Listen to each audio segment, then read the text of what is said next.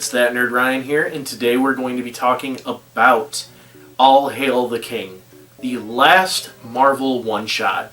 So this, I believe, came on the Iron Man 3 DVD, and it kind of just shows what happened to the Mandarin, Trevor Slattery, after getting arrested in Iron Man 3.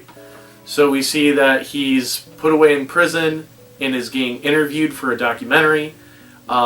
In prison, he's pretty popular with most people, being kind of protected by certain communities and social groups and stuff, and they kind of make sure that everything's okay. He has a butler as one of them who gets him lunch and then protects him and stuff like that.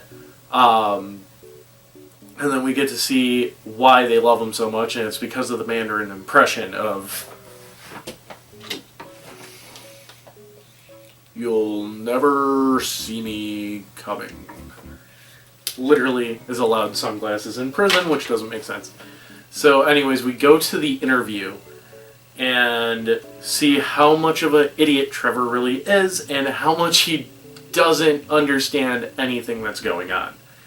With that, it turns out that the interviewer is actually working for the Ten Rings.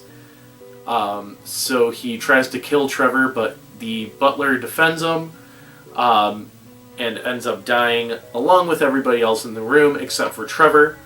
And it turns out that he wasn't actually the target, everybody else was, and that Trevor is getting broken out by the leader of the Ten Rings, the actual Mandarin.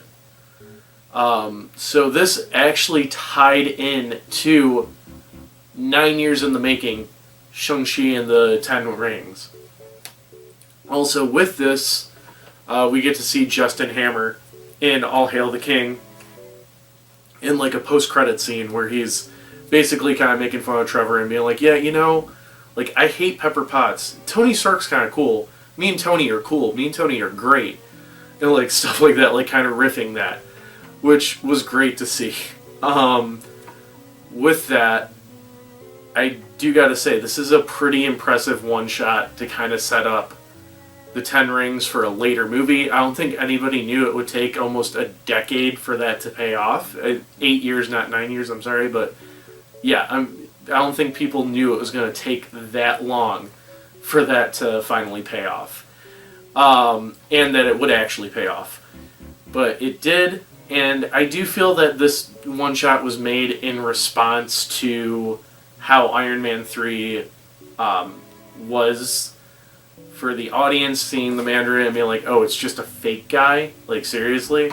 I think they made this to be like, no, there is a real Mandarin out there, and we will see him in the future.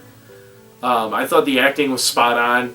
There's actually a very funny part during the interview where they show a show that Trevor was in the 90s called Canned Rage, which is him as a ex-KGB agent being a police officer, and it looks so campy, it's hilarious.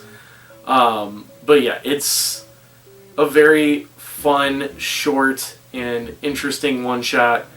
I really enjoyed basically all of it. Especially, I've seen it before, but I didn't know about the Justin Hammer tie-in, and that was pretty cool to see too. So yeah, I'm going to give this one a 9 out of 10.